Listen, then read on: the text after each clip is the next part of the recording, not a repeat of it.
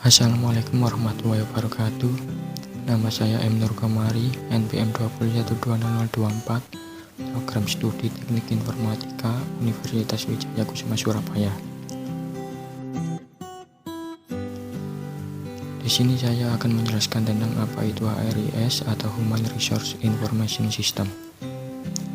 Definisi HRIS itu sendiri atau Human Resource Information System adalah program aplikasi komputer yang mengorganisir tata kelola dan tata laksana manajemen SDM di perusahaan guna mendukung proses pengambilan keputusan atau biasa disebut dengan Decision Support System dengan menyediakan berbagai informasi yang diperlukan.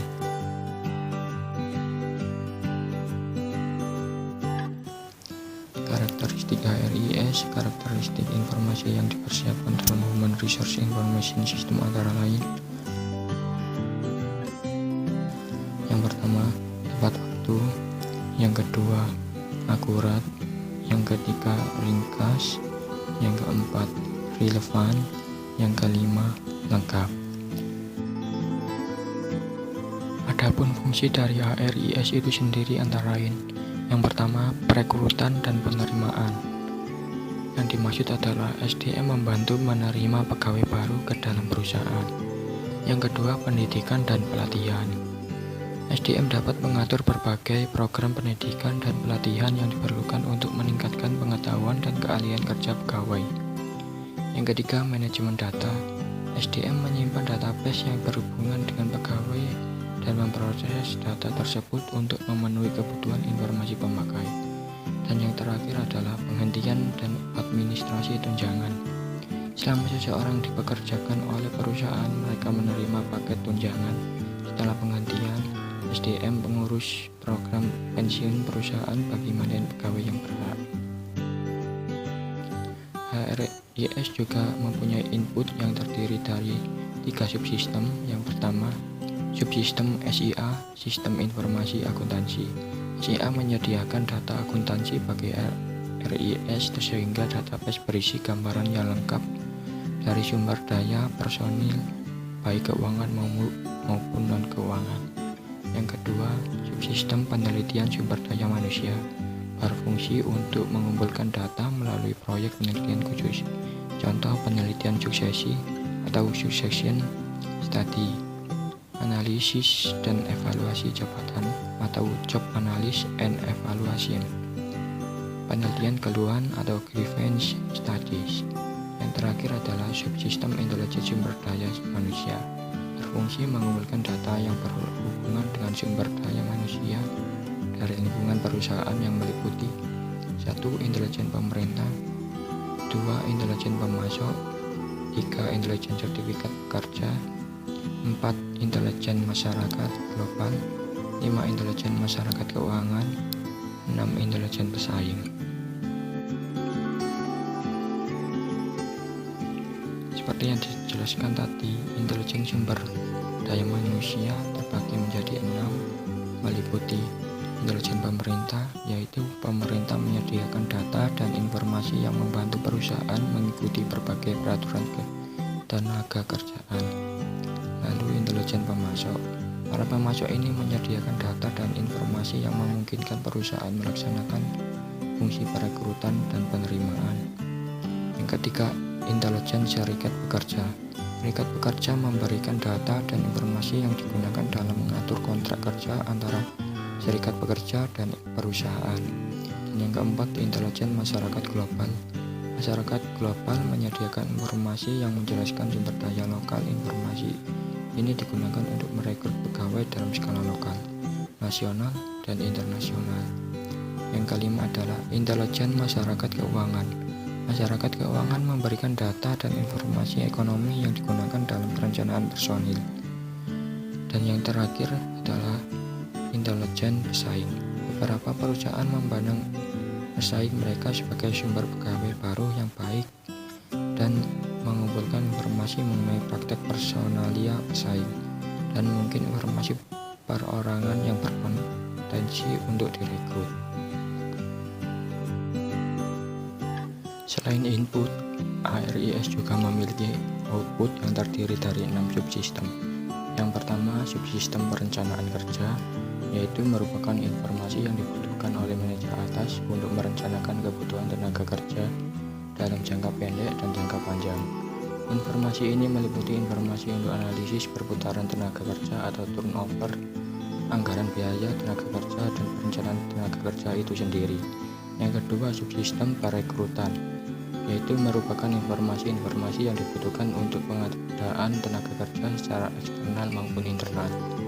Informasi-informasi ini diantaranya adalah informasi pasar tenaga kerja, penjadwalan wawancara, rekrutan, dan analisis rekrutmen.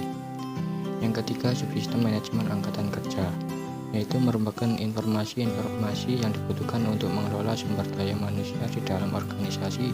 Informasi-informasi ini meliputi informasi pelatihan, penilaian atau evaluasi kerja, evaluasi keahlian, karir, realokasi jabatan, suksesi, dan kedisiplinan. Yang keempat, subsistem tunjangan, yaitu merupakan informasi tentang penggajian dan kompensasi yang meliputi kehadiran dan jam kerja, perhitungan gaji dan bonus, analisis kompensasi, dan perencanaan kompensasi. Yang keenam, subsistem benefit, yaitu meliputi benefit yang diterima oleh karyawan. Benefit berbeda dengan kompensasi.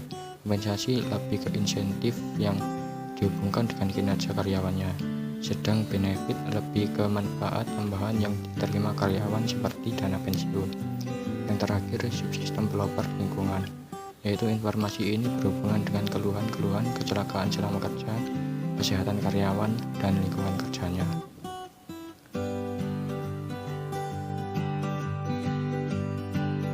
Manfaat penerapan HRIS bagi perusahaan. Yang pertama, meningkatkan produktivitas HR. Salah satu manfaat HRIS yang paling utama adalah meningkatkan produktivitas HR secara keseluruhan. HRIS dirancang untuk mempercepat berbagai macam proses administrasi dan pekerjaan HR. Yang kedua, mengurangi kesalahan. Agar masalah atau kesalahan tidak terjadi, gunakan HRIS sebagai pedoman untuk dapat menghindari jenis masalah atau error tersebut. Pasalnya, hampir semua administrasi HR dapat dilakukan oleh sistem pada HRIS. Yang ketiga, mengawasi jalannya perusahaan. Anda bisa memanfaatkan HRIS yang dilengkapi dengan program yang dirancang sesuai dengan peraturan tertentu. HRIS akan memastikan perusahaan Anda mematuhi UU yang berlaku. Dan yang terakhir, menganalisa performa. Anda harus menggunakan HRIS karena kemampuannya untuk menganalisa performa dan metrik yang berkaitan dengan banyak aspek mendukung mengambil keputusan. Pengguna HRIS dan perusahaan. Pengguna HRIS dan perusahaan meliputi yang pertama, manajer, yang kedua, HRD, yang ketiga, karyawan.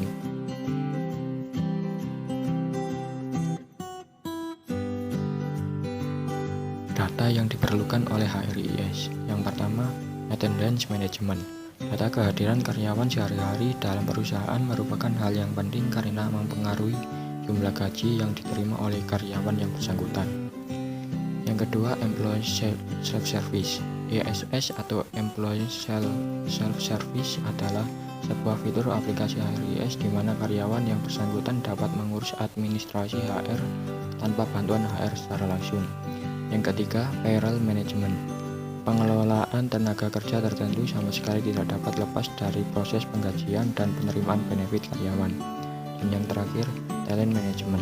Talent management system adalah sistem yang memudahkan tim HR untuk memilih kandidat, mengelola karyawan dengan performa tinggi, dan meningkatkan human capital. HRD atau Human Resource Development. Human Resource Development bertanggung jawab terhadap pengelolaan sumber daya manusia dalam sebuah organisasi. Pengelolaan dari SDM yang ideal dalam organisasi memiliki 8 aspek antara lain. Yang pertama, seleksi dan rekrutmen. Yang kedua, pelatihan dan pengembangan atau training and development. Yang ketiga, kompensasi dan benefit. Yang keempat, manajemen kerja. Yang kelima, perencanaan karir. Yang keenam, hubungan karyawan. Yang ketujuh, separation management. Dan yang ke-8, personil administration and HRIS.